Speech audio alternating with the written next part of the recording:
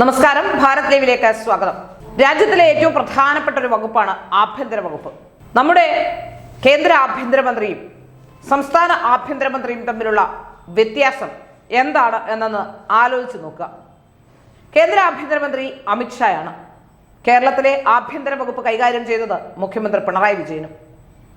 ഏതായാലും കേന്ദ്ര ആഭ്യന്തരമന്ത്രി അമിത്ഷാ വന്നതോടുകൂടി നമുക്ക് യുപിയിലേക്കും മറ്റ് സംസ്ഥാനങ്ങളിലേക്കും നോക്കി കരയേണ്ട സാഹചര്യം ഉണ്ടാകുന്നില്ല എന്നുള്ളതാണ് ഏറ്റവും പ്രധാനപ്പെട്ട കാര്യം.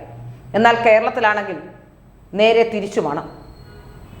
ഒരു കാലത്ത് യുപിയെ നോക്കി അവിടെ നടക്കുന്നതെല്ലാം പ്രശ്നമാണെന്ന് പറഞ്ഞുകൊണ്ടിരുന്നവർ ഇന്ന് കേരളത്തിലെ അവസ്ഥയെക്കുറിച്ച് പരിതപിക്കുന്നില്ല. കേരളത്തിൽ കുറെ സെലക്റ്റീവ് ബുദ്ധിജീവികളും ഫെമിനിസ്റ്റുകളും ഒക്കെ ഉണ്ട്. ചില കാര്യങ്ങൾക്ക് മാത്രമേ അവർ പ്രതികരണം നടത്തുകയുള്ളൂ. അട്ടപ്പാടിയിലെ മധുവിൻ്റെ അവസ്ഥ നമ്മൾ കണ്ടതാണ്. സമാനമായ അവസ്ഥയാണ് കേരളത്തിൽ കഴിഞ്ഞ ദിവസം ഉണ്ടായത്. ഇന്നലെ ഒരു ദിവസം ഉണ്ടായത് രണ്ട് പ്രശ്നങ്ങളാണ് പുറത്തു വന്നത്. ഒന്ന്, അതും രണ്ടും ആഭ്യന്തര വകുപ്പുമായി ബന്ധപ്പെട്ട പ്രശ്നങ്ങൾ തന്നെയാണ്. ഒന്ന്, പോലീസ് സ്റ്റേഷനിലെത്തിയ ഗർഭിണിയായ യുവതിയെ പോലീസുകാരൻ അടിച്ചു ചുരുട്ടുന്ന കാഴ്ച. മറ്റൊന്ന്, ആൾക്കൂട്ടം തല്ലിക്കൊല്ലുന്ന ഒരു രാംചരൺ എന്ന് പറയുന്ന ആളുടെ വാർത്ത. രണ്ട് വാർത്തയും കേരളത്തിൻ്റെ ആഭ്യന്തര വകുപ്പിൻ്റെ അനാസ്ഥയാണ് പ്രകടമാക്കുന്നത്. കേരളത്തിൽ പോലീസുകാരും അതുപോലെ തന്നെ പോലീസുകാരെ നിയന്ത്രിക്കുന്നത് തന്നെ ആഭ്യന്തര വകുപ്പാണോ, ആഭ്യന്തര വകുപ്പിനെ നിയന്ത്രിക്കുന്നത് പോലീസാണോ എന്ന സംശയം ബാക്കിയാവുകയാണ്. ഗുണ്ടകൾ റോഡിലുടനീളം അഴിഞ്ഞാടുന്ന വാർത്ത കഴിഞ്ഞ കാലഘട്ടങ്ങളിലെല്ലാം ഉണ്ടായിരുന്നു. ഇന്നും അതുതന്നെയാണ് അവസ്ഥ. കൊടിസുനിക്ക് പരോൾ ലഭിക്കാൻ വേണ്ടി ലക്ഷങ്ങൾ കൈക്കൂലിയായി കൊടുക്കേണ്ടി വരുന്നു. ജയിലിൽ കിടക്കുന്ന കൊടിസുനിക്ക് എവിടെ നിന്നാണ് പണം ലഭിക്കുന്നത്? ആരാണ് കൊടിസുനിക്ക് പണം കൊടുക്കുന്നത്? CPM-ന് വേണ്ടി കൊല നടത്തിയ കൊടിസുനി CPM-ന് തന്നെ, അതായത് ആഭ്യന്തര വകുപ്പിന് തന്നെ പണം കൊടുത്ത് പരോൾ വാങ്ങിക്കുന്നുണ്ടോ? എന്തൊക്കെയോ സംശയങ്ങൾ ഇവിടെ നടക്കുന്നുണ്ട്. നടിയെ ആക്രമിച്ച കേസുമായി ബന്ധപ്പെട്ട് വലിയ വാദപ്രതിവാദങ്ങൾ ജുഡീഷ്യറിയെ കൂടി വലിച്ചു കീറി പ്രശ്നമുണ്ടാക്കുന്നു.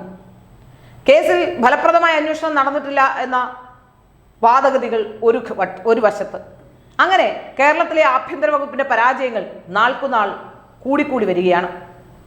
ഈ മുഖ്യമന്ത്രി ആയിരുന്നില്ലെങ്കിൽ എന്തായിരിക്കും സംഭവിക്കുമായിരുന്ന കാര്യങ്ങൾ എന്ന് ചോദിച്ചുകൊണ്ട് കഴിഞ്ഞ ദിവസം ഭാഗ്യലക്ഷ്മി രംഗത്ത് വന്നു. ഈ മുഖ്യമന്ത്രിയായിട്ട് എന്തുണ്ടായി ഭാഗ്യലക്ഷ്മി എന്ന മറുചോദ്യമാണ് ഞങ്ങൾ ചോദിക്കുന്നത്.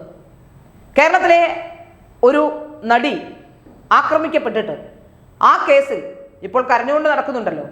ആ കേസിൽ കൃത്യമായ അന്വേഷണം നടന്നിട്ടില്ല എന്നല്ല ഇപ്പോൾ വ്യക്തമാകുന്നത്. ഇടയ്ക്കിടയ്ക്ക് ആഭ്യന്തരമന്ത്രി വിളിച്ചു വരുത്തി അല്ലെങ്കിൽ ഏതെങ്കിലും ഫംഗ്ഷന് പങ്കെടുപ്പിച്ച് വേദി പങ്കിട്ടുകൊണ്ട് കാര്യമില്ല. കൃത്യമായ അന്വേഷണം ആ വിഷയത്തിൽ ഉണ്ടാകേണ്ടതായിരുന്നു. അപ്പോൾ മുഖ്യമന്ത്രിയാണ് വലിയ സംഭവം എന്ന് പറഞ്ഞുകൊണ്ട് ഭാഗ്യലക്ഷ്മി പ്രീണിപ്പിക്കാൻ ശ്രമിക്കുന്ന മറ്റെന്തോ ലക്ഷ്യം വെച്ചുകൊണ്ടാണെന്ന് കേരളത്തിലെ ജനങ്ങൾക്കറിയാം. ഒരു MLA സീറ്റൊക്കെ ലക്ഷ്യം വെച്ച് ഭാഗ്യലക്ഷ്മി നടത്തുന്ന നീക്കമാണെന്നും കേരളത്തിലെ ജനങ്ങൾക്കറിയാം. പക്ഷെ കാര്യം അവിടെ നിൽക്കട്ടെ. കേരളത്തിലെ ആഭ്യന്തര വകുപ്പ് വമ്പൻ പരാജയമാണെന്ന് നമുക്ക് മനസ്സിലാക്കാൻ സാധിക്കുന്നു. കള്ളവും കൊള്ളത്തരവും എല്ലാം അടങ്ങിയ ഒരു കൂട്ടം ആൾക്കാരെ നിയന്ത്രിക്കാൻ കഴിയാതെ അതിനൊപ്പം ചേർന്ന് നീങ്ങുന്ന സർക്കാരിനെയാണ് നമ്മൾ കാണുന്നത്. ശബരിമലയിൽ കൊള്ള, ക്ഷേത്രങ്ങളെല്ലാം കൊള്ളയടിക്കാൻ ശ്രമം നടത്തുന്നു. ജനങ്ങൾക്ക് റോഡിലൂടെ ഇറങ്ങി നടക്കാൻ കഴിയുന്നില്ല, സ്ത്രീകൾക്ക് വഴിയിൽ ഇറങ്ങി നടക്കാൻ കഴിയുന്നില്ല. ഇനി അഥവാ എന്തെങ്കിലും കേസുണ്ടായാലോ അതിൽ ശരിക്ക് അന്വേഷണം നടത്തില്ല. പോലീസ് സ്റ്റേഷനിലെത്തുന്ന ഗർഭിണിക്ക് മർദ്ദനം ഉണ്ടാകുന്നു. കേരളത്തിൻ്റെ അവസ്ഥ എന്താണ് എന്ന് നമ്മൾ ചിന്തിക്കേണ്ടിയിരിക്കുന്നു. വലിയ ബുദ്ധിയുള്ളവരും ചിന്താശേഷിയുള്ളവരുമാണ് കേരളത്തിലെ ജനങ്ങളെന്നാണ് വെപ്പ്. പക്ഷേ ഈ ചിന്താശേഷിയൊക്കെ എവിടെ പോകുന്നു എന്നുള്ളതാണ് ചോദ്യം. കേരളത്തിൽ ഒരു വിഭാഗം അന്യം നിന്നു പോയിരിക്കുന്നു, സാംസ്കാരിക നായകന്മാർ. നേരത്തെയൊക്കെ ആയിരുന്നെങ്കിൽ ഇങ്ങനെ എന്തെങ്കിലും വിഷയമുണ്ടായാൽ കവിതയായി, പാട്ടായി, പ്രശ്നമായി എല്ലാം പ്രശ്നമാകും. പക്ഷേ CPM-ന് വലിയ പ്രതിരോധം ഇപ്പോൾ ഉണ്ടാകുന്നു. ഇപ്പോൾ ഒരു പാട്ടിന് നമുക്കറിയാമല്ലോ, ഒരു പാട്ട്, ആ പാട്ട് CPM-നെ വല്ലാതെ അലോസരപ്പെടുത്തുന്നു. ശബരിമലയിൽ ആചാരലംഘനത്തിന് കൂട്ടുന്നവർ ഇപ്പോൾ അയ്യപ്പന് വേണ്ടി സംസാരിക്കാൻ തുടങ്ങിയിരിക്കുന്നു. ഏതായാലും ആ ഒരു പാട്ടിനെതിരെ കേസെടുക്കാൻ തീരുമാനിച്ചതോടെ ഡസൻ കണക്കിന് പാട്ടുകളാണ് ഇപ്പോൾ പുറത്തു വരുന്നത്. അതോടുകൂടി കേസെടുക്കാൻ കഴിയാത്ത അവസ്ഥയിലേക്ക് മാറിയിരിക്കുന്നു. ആഭ്യന്തര വകുപ്പ് നേരത്തെ മുതൽ തന്നെ പരാജയമാണെന്ന് പലവട്ടം പറഞ്ഞു വന്നതാണ്. P. ശശിയാണ് അവിടെ ഭരണം നടത്തുന്നതെന്ന് എല്ലാവർക്കും അറിയാം. കേരളത്തിൽ ഇപ്പോൾ ആർക്കും ഒന്നും സംസാരിക്കാൻ കഴിയാത്ത അവസ്ഥ കൂടിയുണ്ട്. എന്തെങ്കിലും സംസാരിച്ചാൽ അപ്പോൾ പിടിച്ച് ജയിലിലിടും. കേസൊക്കെ പിന്നത്തെ കാര്യമല്ലേ, അതൊക്കെ പിന്നീട് ആരെങ്കിലും ഒക്കെ നടത്തി ജയിക്കുകയോ തോക്കുകയോ ഒക്കെ ചെയ്തോളും. അത് സർക്കാരിൻ്റെ വിഷയമല്ല. തീർച്ചയായും ഈ വിഷയത്തിൽ ആഭ്യന്തര വകുപ്പ് പ്രതിരോധത്തിൽ തന്നെയാണ്. ആഭ്യന്തര വകുപ്പിൻ്റെ പിടിപ്പില്ലായ്മ പ്രകടമാണ്. പലവട്ടവും ആഭ്യന്തര പരാജയമാണെന്ന് CP അടക്കമുള്ളവർ പറഞ്ഞിട്ടുണ്ട്. പക്ഷെ പിണറായി വിജയനെ പേടിച്ച് ആർക്കും ഒന്നും പറയാനോ പ്രതികരിക്കാനോ നിവർത്തിയില്ല. ആഭ്യന്തര വകുപ്പിന്റെ പരാജയങ്ങൾ തന്നെ എണ്ണി എണ്ണി പുറത്തു വരുമ്പോൾ കേരളത്തിൽ ഇനി വരുന്ന തെരഞ്ഞെടുപ്പിൽ എന്താകും അവസ്ഥയെന്ന് ചിന്തിക്കേണ്ടിയിരിക്കുന്നു. തിരുവനന്തപുരത്തെ ഒരു മേയർ മാത്രമല്ല, കേരളമൊട്ടാകെ CPM-നുണ്ടായ തകർച്ച, ആ തകർച്ച കേരളത്തിലെ CPM-ന്റെ ഭരണത്തിന്റെ തകർച്ചയാണ്. അത് ഇനിയെങ്കിലും പിണറായി വിജയനും കൂട്ടരും മനസ്സിലാക്കണം.